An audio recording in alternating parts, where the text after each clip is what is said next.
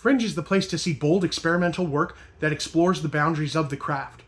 But what insights can it give us about the future trends we might see in the theater industry? Head with me to the corner of Heliotrope and Melrose to explore some theater in the heart of the film capital of the world. We'll talk to the creators of a little show with some big ideas.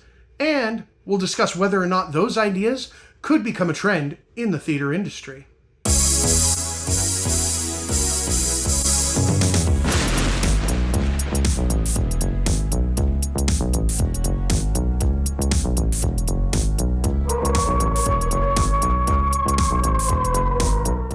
Welcome to the channel, friends. I'm Aaron, one of the co-founders of Stage Fright Theater Company. We do Halloween shows all year long, and in our spare time, we explore all the spooky live entertainment we can get our hands on.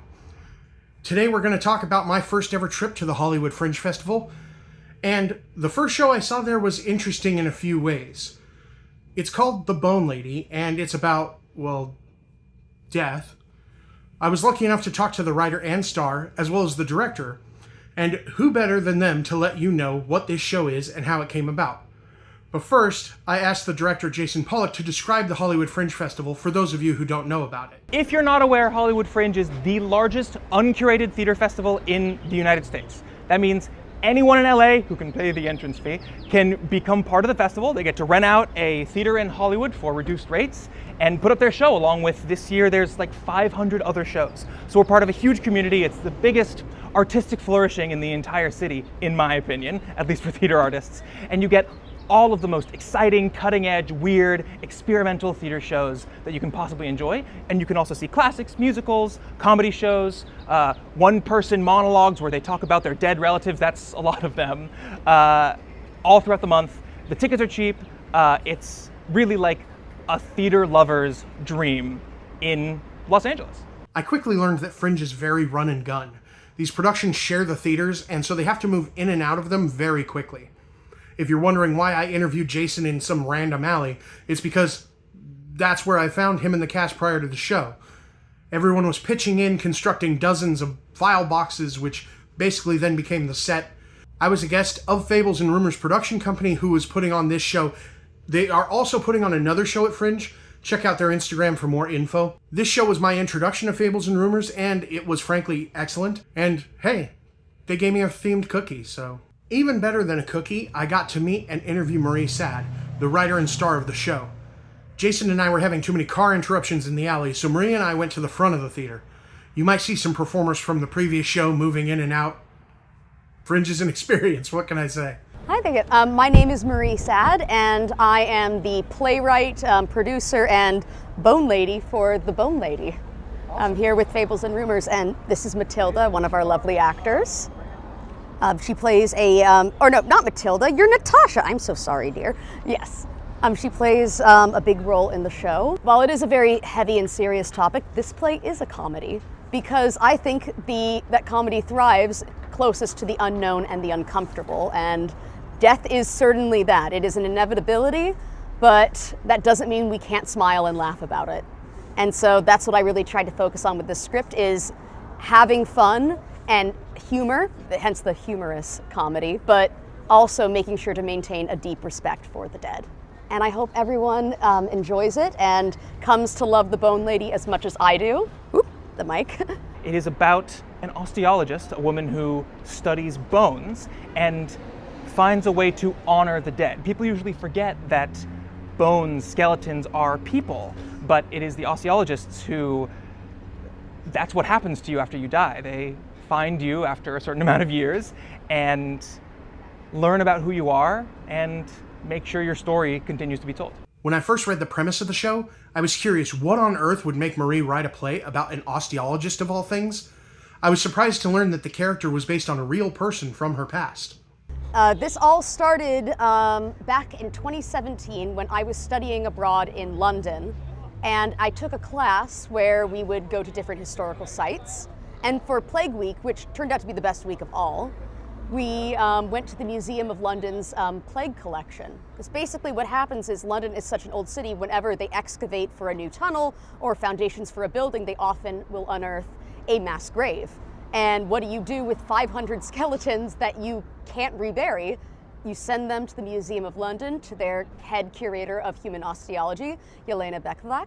She is absolutely wonderful. As soon as I met her, I was like, how are you not a character in a play? Her whole job is to humanize the skeletons and learn about history through that. And she was such a fascinating character to Marie that Marie asked her, hey, can I write a play about you? You need to be a character in a play.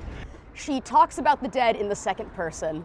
The first thing that she did was hand me a piece of human spine with a piece of metal embedded in it. And she told me that that was the tip of a medieval dagger that had been stabbed so violently into this man's spine that it snapped off, and that didn't kill him. He survived, he healed, and he died 3 years later of the plague.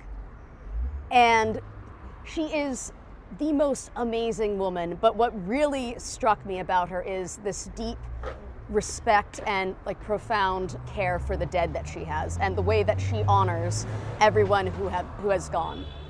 And it just really struck me as someone who, I mean, scared of death, yes, and this was my way of exploring with it. And I got to show her this play, and I got to meet her again last year, and she absolutely loves it. So the Bone Lady is 100% Bone Lady approved. Marie's approach to the concept of death was refreshing. Death is a subject most people try and avoid, and those who do talk about it often do so for shock value. Coming from the Halloween entertainment world, I see a lot of that.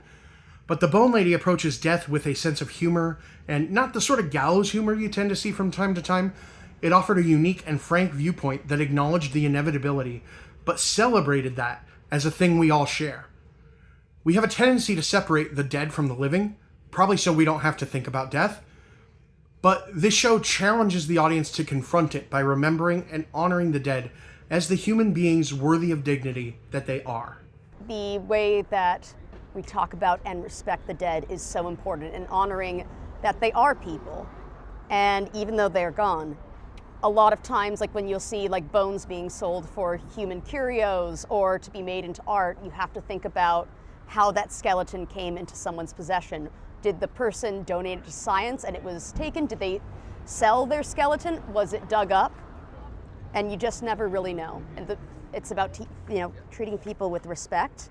It doesn't sound that funny when I talk about it, but it is totally a comedy. That's most of what it is, with a little bit of existential dread mixed in there. And it made me laugh. It made me really think about death in a way that I hadn't before, and think about the dead. There's people in my family that I've lost. There's people in my family that are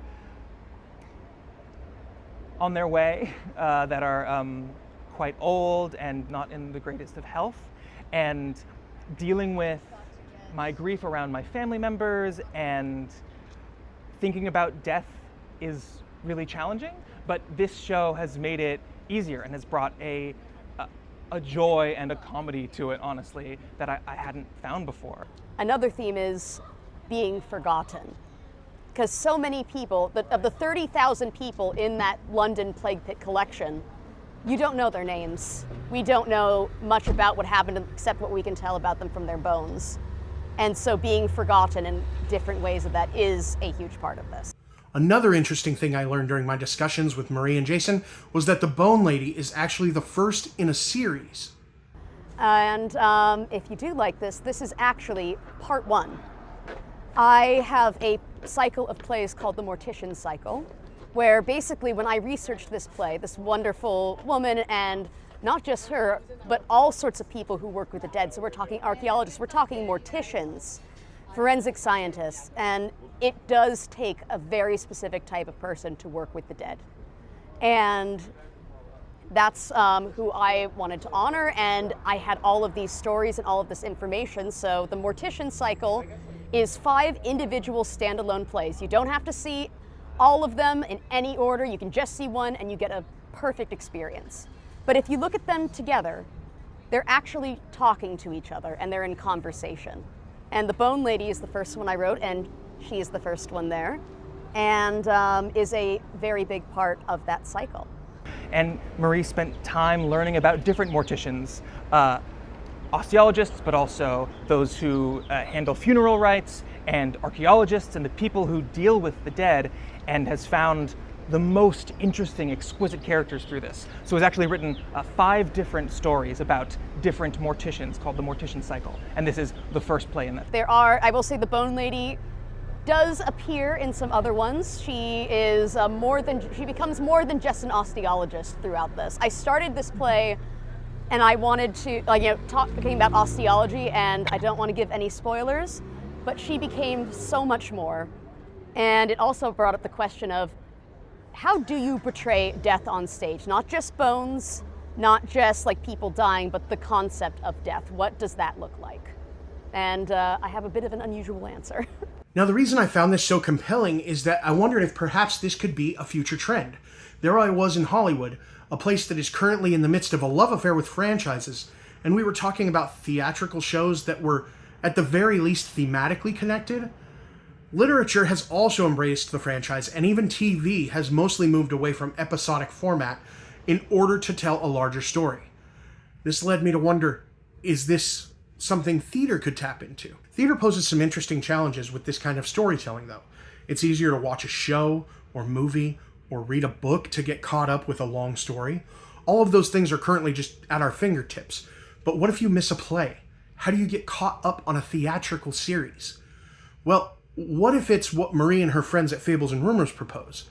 Each piece stands alone, but with a richer subtext for those who have seen the other pieces in the series. That kind of exploration is kind of why we go to Fringe, right? What do you think? Is theater ready for a franchise trend? Let me know in the comments. And if you get a chance, go check out The Bone Lady at Hollywood Fringe. Then follow Fables and Rumors to keep up on future installments. I know I'm going to. A special thanks to Marie and Jason for sharing their time and their talent. And thanks to Fables and Rumors for inviting me out. And, well, of course, the cookie. And also thanks to you for watching. If you enjoyed this video, then, consider subscribing. We cover lots of spooky shows like The Bone Lady, and I've got a few more shows from Hollywood Fringe in the works, so keep an eye out for that. If you like spooky stuff, we also review haunted attractions the same way we would a theatrical show. Scare acting is acting, as we like to say. We also do behind the scenes of our own shows, and just generally go on spooky adventures. With our own work, we've received a lot of support from other artists, and videos like this are just our way of paying that forward. We're trying to build this channel brick by brick, and it means the world to me that you're here. For more on Hollywood Fringe, go check out our video on Nilbog, the Troll 2 musical. Thanks again, and until next time, support your local scare actor.